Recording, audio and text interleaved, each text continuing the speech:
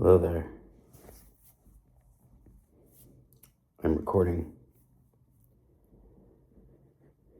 and the act of recording, I have to acknowledge, is distracting.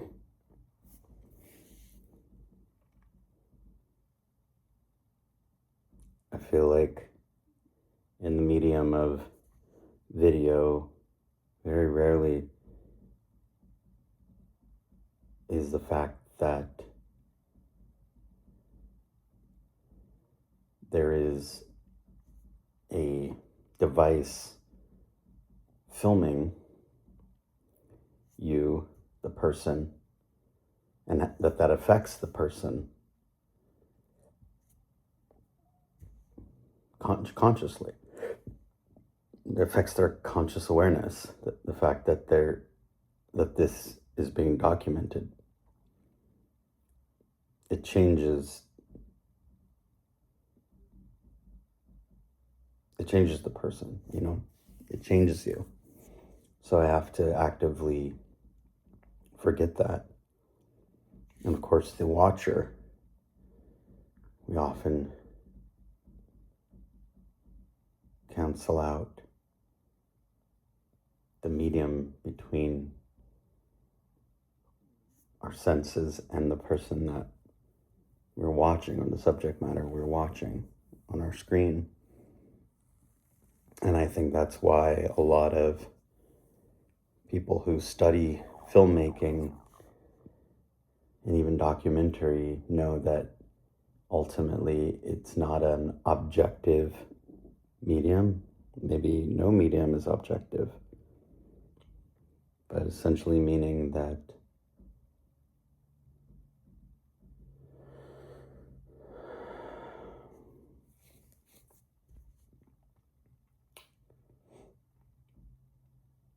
there's no substitute for experiencing life as reality.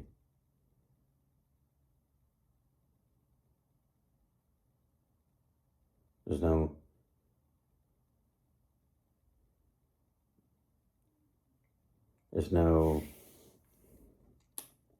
nothing, anything you experience in any kind of film, video, pictures is only synthesizing the experience of being in real time, in real life, raw, no filter,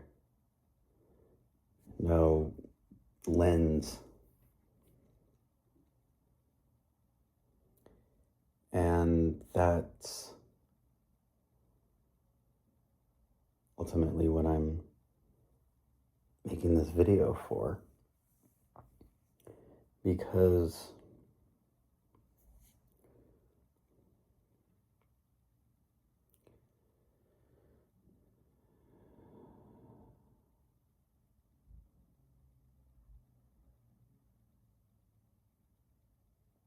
I think it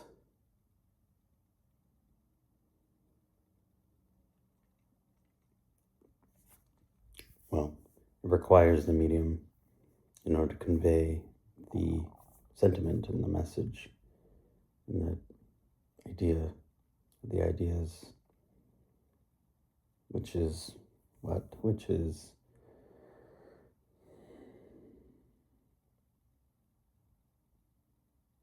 that I believe I have, and this is a claim that seems to upset a lot of people, but I believe I have reached enlightenment, although I'm not living as an enlightened being, person, human, but I believe I reached it. And the reason why I came back from it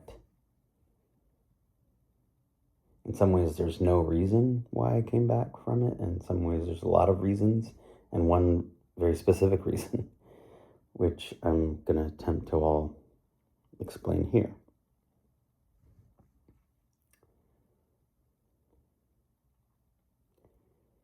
So, I've been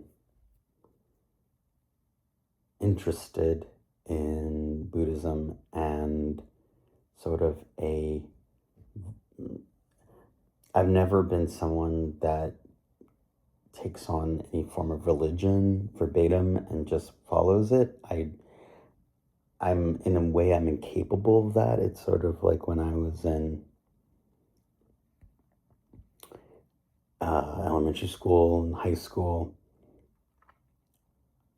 I could never just follow the lesson or just be told what to do and do it, because I guess you're supposed to learn through repetition. But I wanted to know why the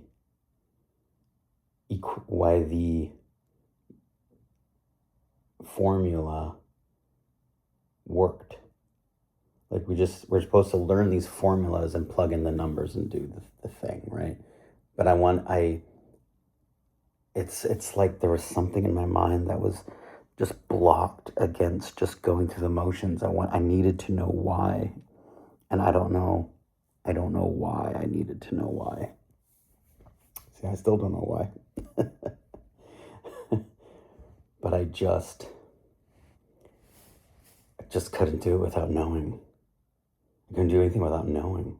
Probably some kind of childhood PTSD, like being tricked into doing something, It's like I don't want to go through it without having knowledge or understanding about what's going to happen. Something like that, I think. Anyway, so when it comes to religion, I could just never do it the way I always had to dissect it and think about it. And I'll share with you that I have had an IQ, I've been tested, and I have an IQ that's high enough that I was able to get into Mensa, which is a club for people with a high Q of 132 and over. And so something in my brain, I guess, was able to know that something could be known if I just focus on it and work on it. And if I obsess over something can be known. It can be known. And so that's been my approach to Buddhism. That's been my approach to meditation. This may have been my approach to everything. I think finally, when it came to like getting a job, I've always, even that, I had to learn all the programs, and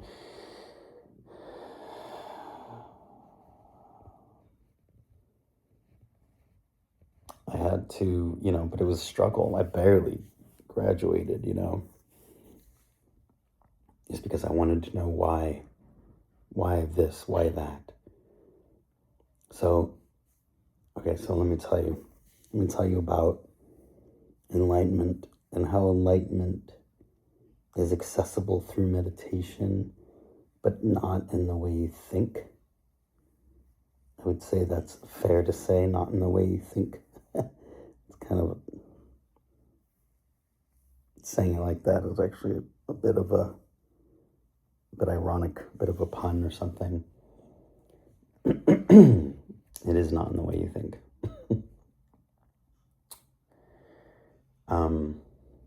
So approaching meditation, I mean, when I started approaching meditation and attempting meditation the first time, I didn't know anything about it, because the form of Buddhism that I was taught was actually one where you chant and not where you meditate.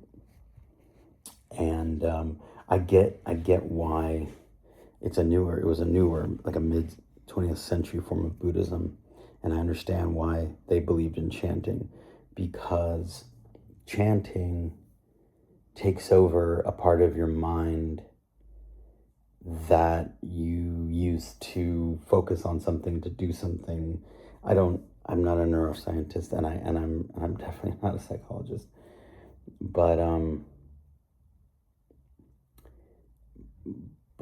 it's very clear to me that there's like a foreground and a background, and you could say it's the conscious mind and the unconscious mind, and that chanting gives your conscious mind something to do that's repetitive, kind of puts it on a treadmill.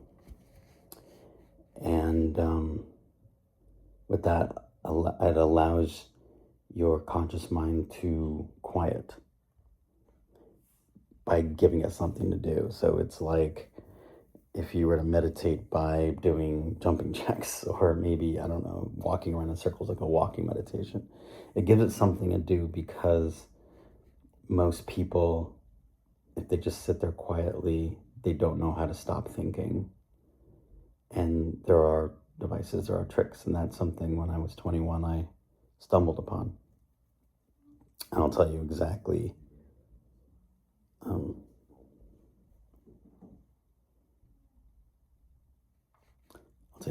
how that worked.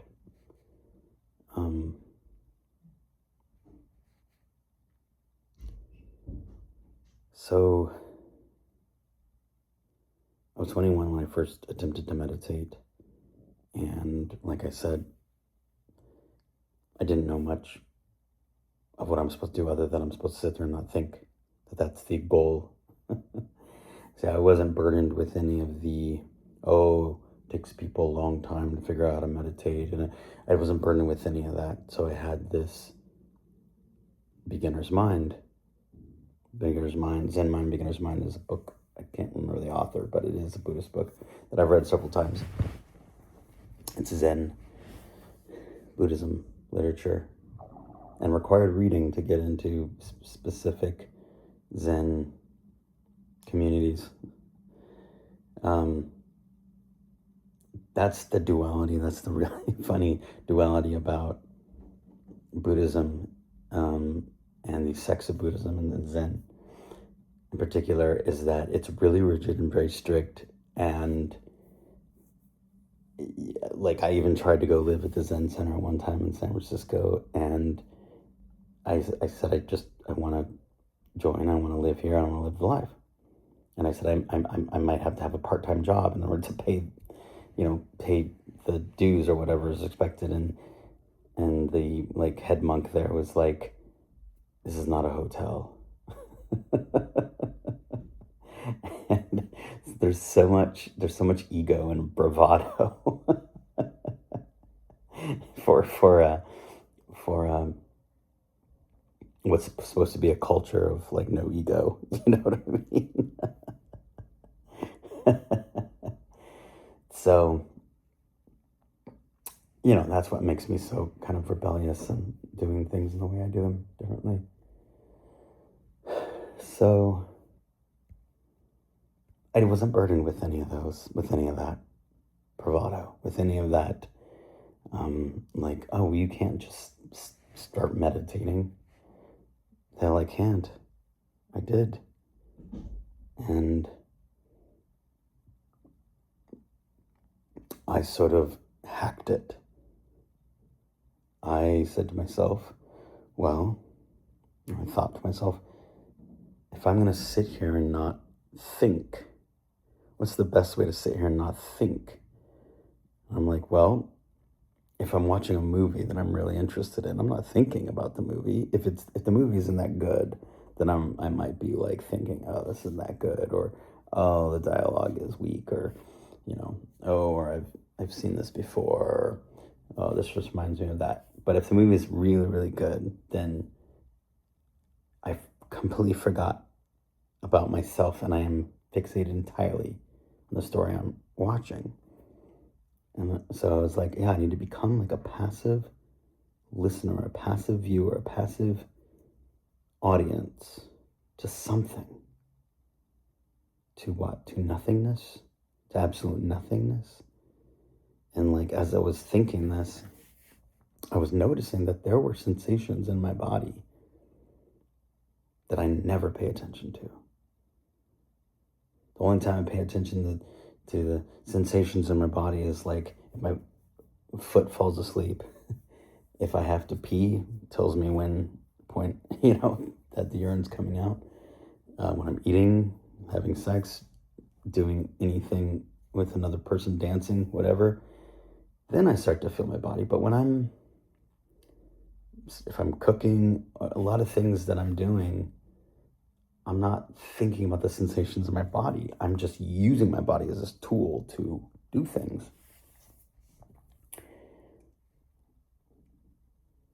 And I noticed that I had an aversion, a very conscious, very almost like feeling like I'm like a nauseated aversion toward actually feeling my body. And I don't know if other people feel this, but the actual experience of moving my attention, like the little digestive noise that just happened, moving my attention into my body and thinking about all the blood running through my body and whatever else is inside my body doing all the things, makes me feel really weird. Really weird. Uncomfortable. Now, it doesn't so much anymore, of course, but when I was 21 and doing this, it was really uncomfortable.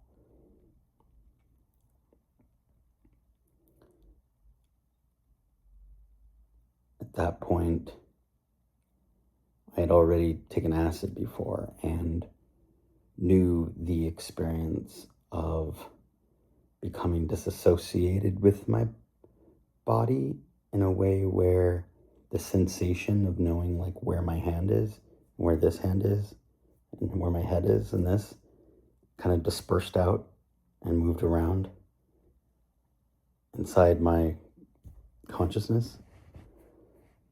Like all those sensations that allow me to be in a body and function started to get disorganized. And that feeling like the consciousness could just like leave my body. The dropping of acid kind of opened the door to these notions and feelings that I could still have. And I realized I could still have them without the acid. It's like they're memories. They're memories of experience and memories of feelings, memories of sensations.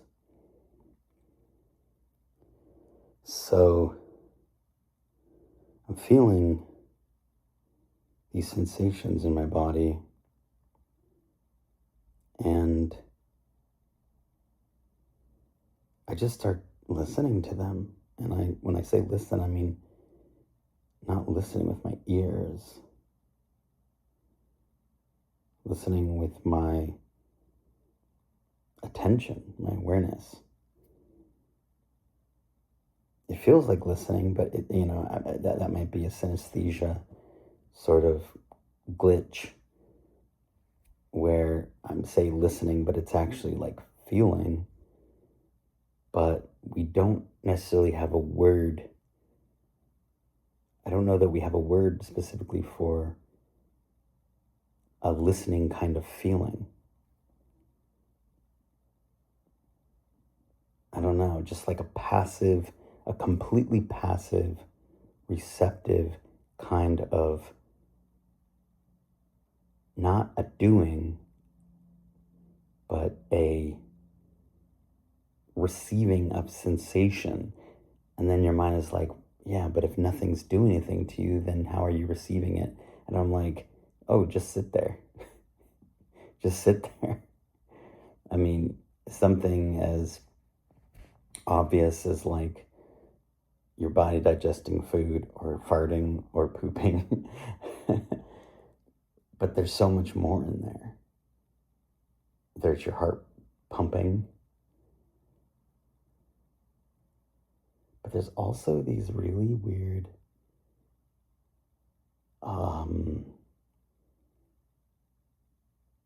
sensations that kind of move through your hands. I mean, it must simply be your nervous system. I don't know. It's almost like the wires that are responsible for sending these signals to your brain, they're just sort of like almost vibrating in their own regard, you know? They send signals, but there's sort of a consistent, almost wave-like hum. And there again, it's not an audio hum, it's a physical hum, a physical buzz that runs throughout your entire body. And if you stop and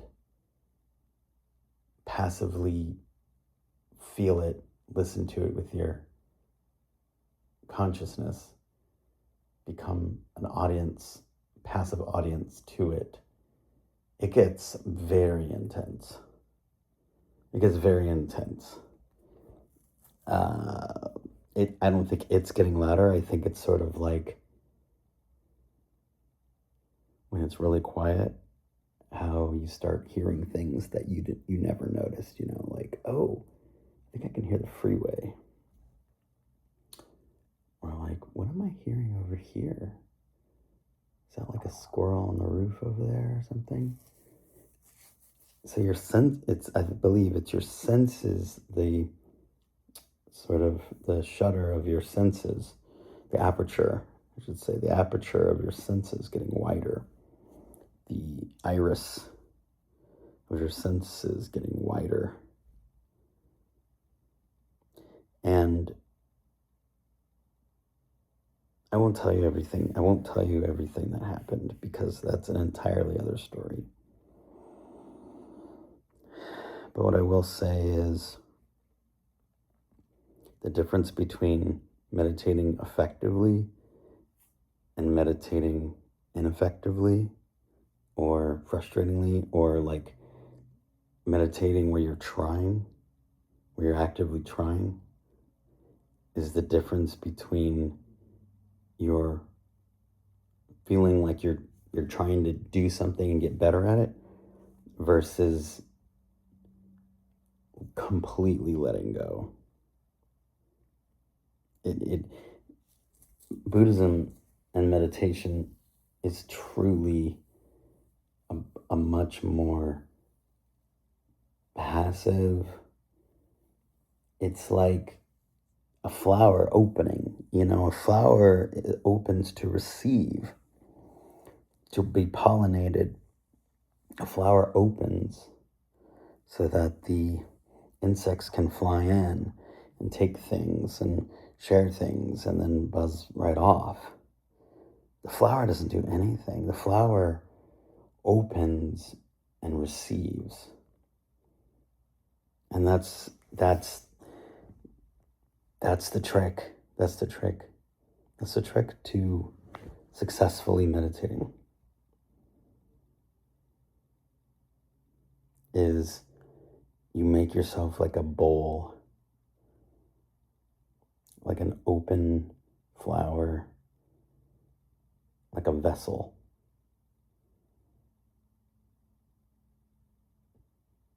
And you don't put anything in it. You don't do anything. You literally don't do anything. Approach it with the joy of walking to a movie theater or seeing a band and knowing that if you just hang out and stare, you know, openly at the stage or the screen, that it's going to provide you with enough stimulus, enough joy, enough excitement, enough mystery, everything, that you don't have to be involved. You don't have to be a participant in any way. you're completely passive. And when you realize that that happens with doing nothing, that there's all sorts of things that will just come in and fill that void if you create it for yourself. Not thoughts, but sensations that you completely ignore, space that you ignore. It's like a beautiful emptiness that is something beautiful, timeless, and other than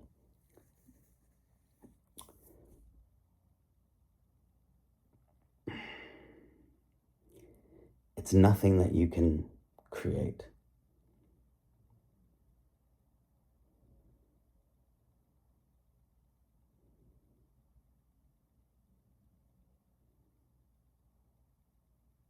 You know, and I think it's eerie for us because it kind of reminds me of like those insects that turn other insects into zombies. But imagine if you're willing to become a zombie. You want to be enlightened? You have to become a zombie to enlightenment.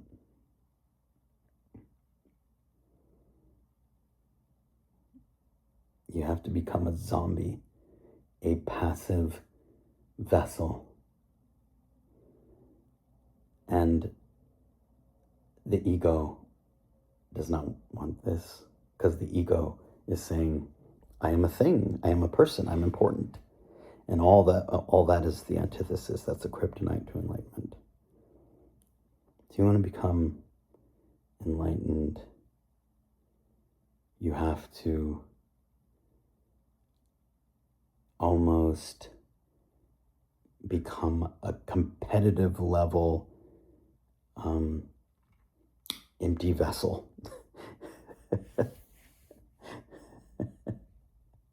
And that's the thing, is that people who are attracted to the idea of enlightenment, a lot of them are trying to attain something. Attain.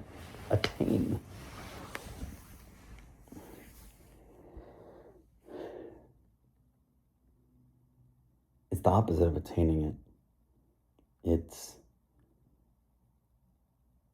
It's having a fire sale and sitting there and letting everyone take everything out of your house for free and walk away with it. And you sit there and don't do anything. And then take the house.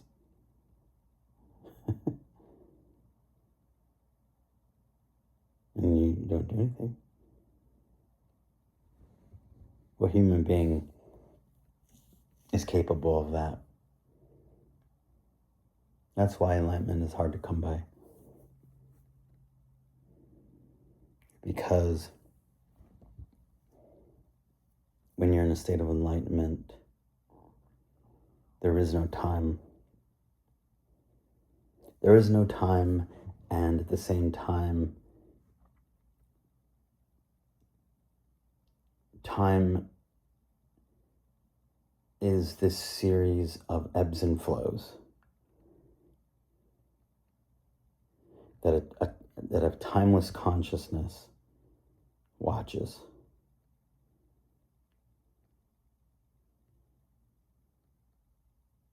Without attachment.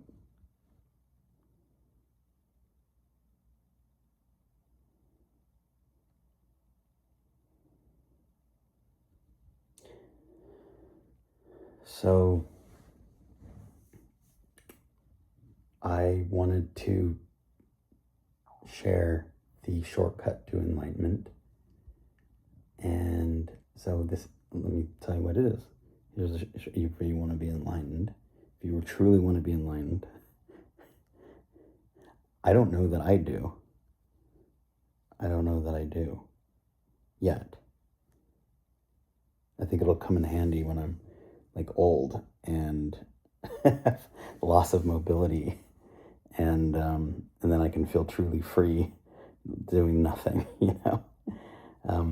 But there is a drive and a desire, even at my age, to still achieve so much, to do, to make, to make meaning and purpose of this, from an enlightened perspective, very meager, very tiny, not very important existence.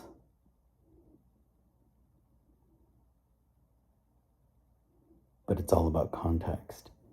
In the context of our world where people are not very conscious, there's a lot to do and share and discover and be applauded for in that small ecosystem of unenlightened people.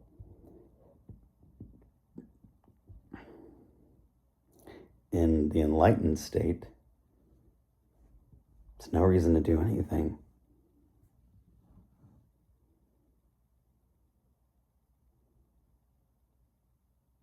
It's sort of like sitting on your porch swing, you know? You see people just, all they do is they come out every morning, they sit on their porch swing every day. And they just watch the world go by. All right, so I'll give you the directions, the GPS directions to enlightenment. All right.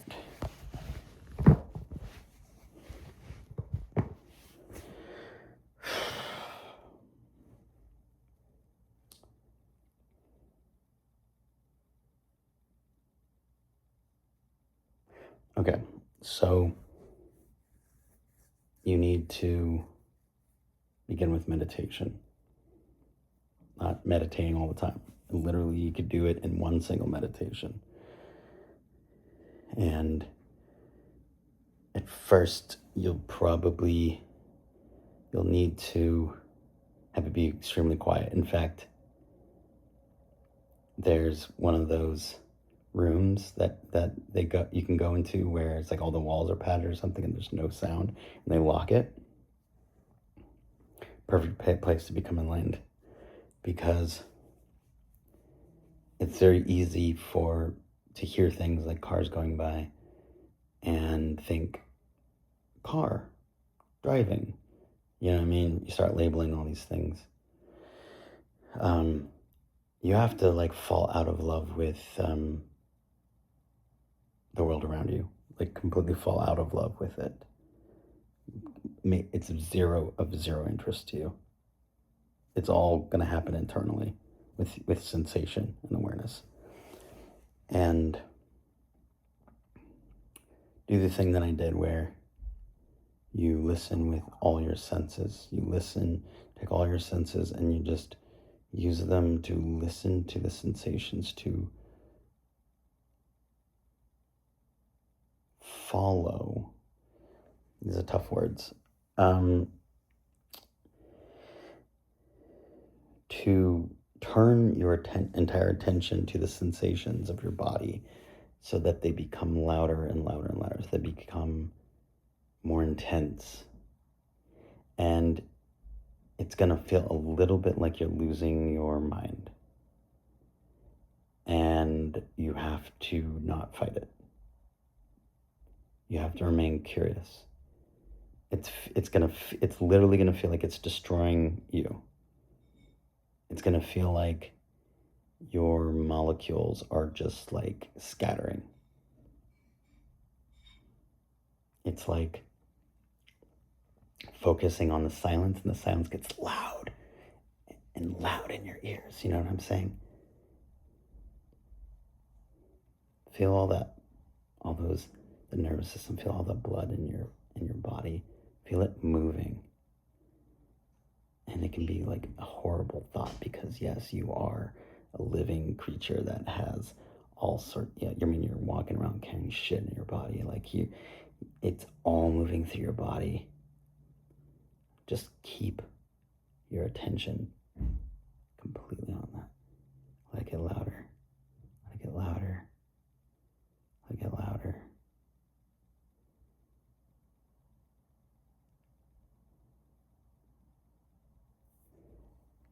Now, might take some people longer, and some people might take them all day. I don't know. Remember, it's like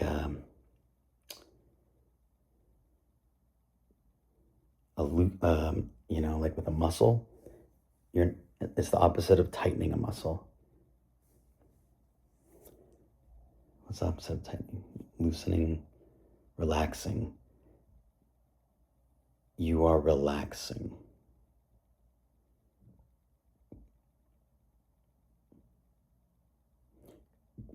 You are relaxing. You can relax your muscles. And you don't have to sit in a very specific way. Sit in the way that you're most comfortable. Sit in the way that you can sit there for like 30 minutes and your foot's not going to go get to sleep, you know? Like, you don't have to be in some weird cross-legged position or anything. Like, sit however you can literally just sit there for forever, as long as you can, because you don't want to yanked out of it, especially when you made a lot of progress. It is progress. It's like progress, and you'll see that it is like progress as you make the progress. All those sensations getting busier. Before you know it, it's going to feel like you have like a series of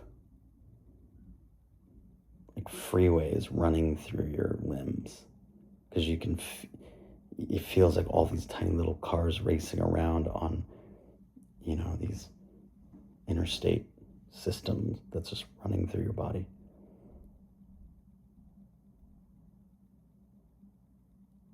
It's going to be weird, but you just let it become louder and stronger.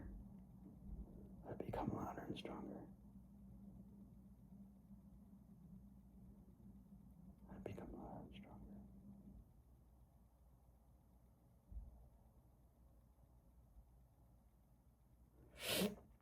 Now, at some point, those sensations will lead you to a universal sensation that is not just about your body, but it's like your consciousness.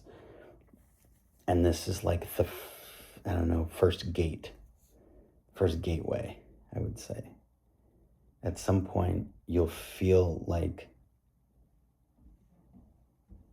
your consciousness is vibrating, which sounds weird to say, but you'll know it when you reach it, because it'll go from you feeling these flowing sensations in your body, like an interstate running through your body, like blood and your nervous system, into this cohesive universal vibration. When I say vibration, I don't mean like whoop, whoop, whoop. I mean like white noise, like snow on the old TV. And that's your, like, I don't know what it is. It's like your consciousness. It's like the vibration of your consciousness. Whatever. You're going to feel that, and it's going to feel like uncomfortable. It's going to feel like, is my whole body falling asleep? Is my leg falling asleep? And no, it's not. It's just like that's what's beyond. That's what's there. And then this is the hardest one, and this took me many tries. And I know I'm contradicting myself when I say it took many tries. I had done this many times before I was in a situation. I was actually in a meditation retreat where all you do is meditate. And it was the first time that I was okay with the fear that I was experiencing. When you feel that vibration of your consciousness, at some point it feels like almost like a larger planet approaching you, like a larger planet coming closer to you. there'd be this massive, larger, more intense vibration that you're almost like, I think you're literally opening up to it, and it always exists, and that may help you feel a little bit more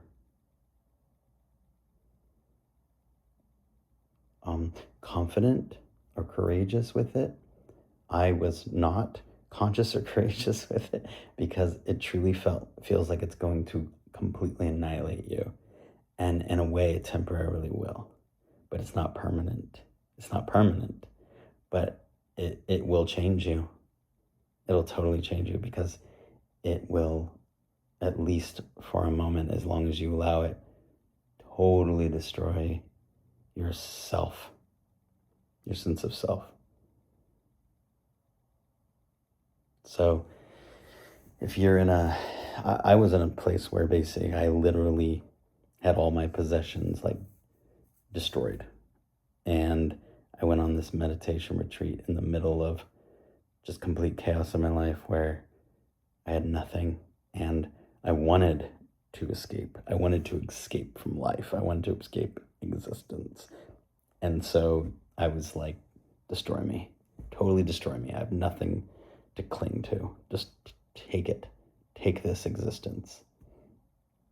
And if you allow yourself to be filled with that, then you will feel no longer like you are already at this point, you've already has the sensation of like losing track of your body and where the limbs are on your body internally because your eyes are closed, and you're losing the sense of being in a body, and you just feel like you're a vibrational field. And now this larger vibrational field comes, and when you allow that to happen, then essentially it feels like your individuality is being destroyed, and it is. And you just have to allow it. If you allow it and you allow it to destroy your individuality, what you'll find on the other side is you are no longer on a timeline. You are no longer a point in space. You now have access to timelessness and source, or whatever you want to call it. It's like you are now one with it. And the beauty is that you get to experience the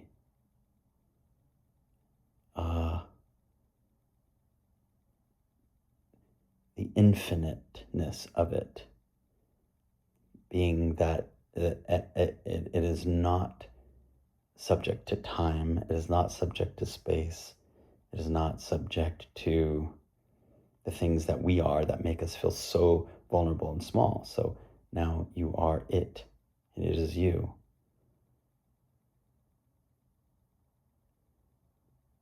And you will experience some other sensations along with it, like maybe like being pulled vertically, infinitely vertical, into like a long strain or string.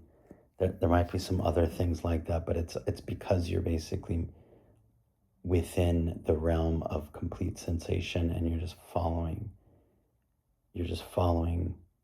sensation as it opens up to you. Once you're there,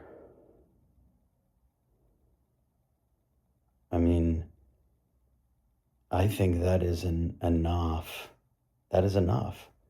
That is enough that when you open your eyes and you've seen all that and felt all that, it'll be with you. And I'll say, to want to return to the life you were living before that,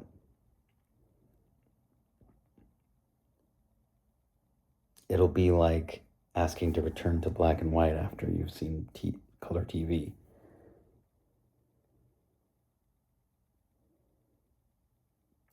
But there are, but there are still like all these TV shows that are in black and white and only one show in color. So there are sacrifices in a way to that as well, you know.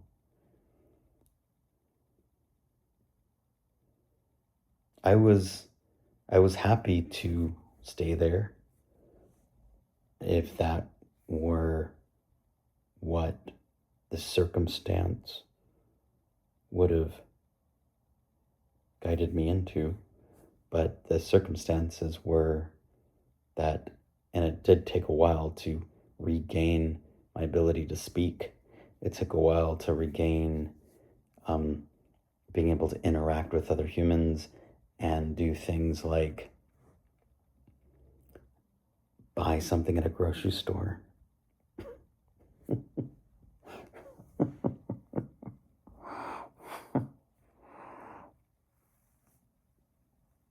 Because everything that we do is so tiny. It's like a little watch. It's like watch work. Tiny little springs and tiny little sprockets, and it's all down here.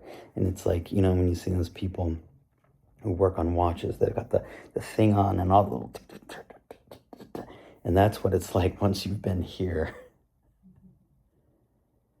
Once you've been here, you're like, why would I be in this cramped position and work on this tiny little watch? Like, why am I trying to fix this watch? Who cares about this watch, But you might find that when you return to a world of tiny little watches. And you remember what it was like to interact, to fix those watches, and it was familiar.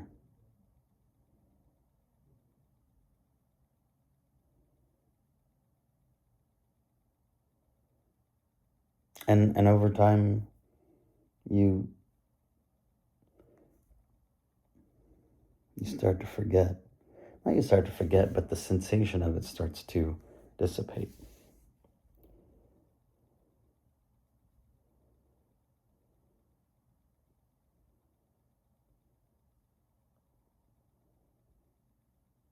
So,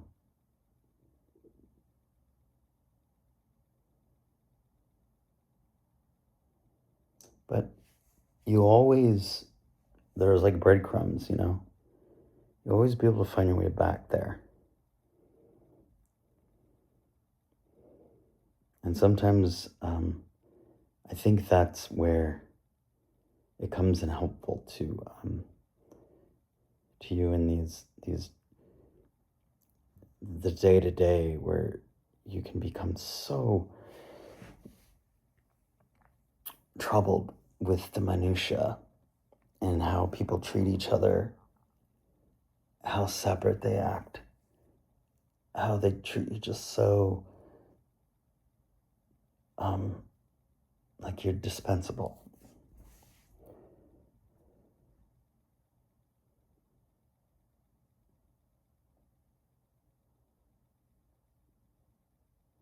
How they lie to themselves and lie to others, and they numb themselves, and how a lot of them are just in some sort of cult of thought.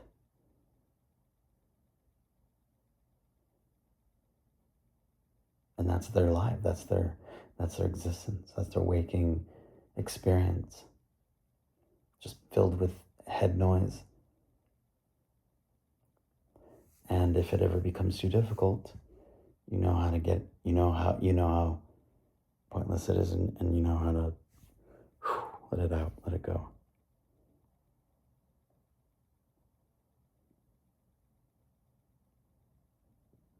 It's sort of like being an alien. And then you're like, okay, I got to conform to like living on Earth among the Earthlings. And people being like, why would you choose this for yourself? You've been all over the galaxy or whatever. Why would you choose this? It's like, there's its quaintness to it. It's interesting. You know, why do people study, quote unquote, like lesser evolved civilizations? Fascinating. It's all context. Okay, I hope I explained it well. Thank you.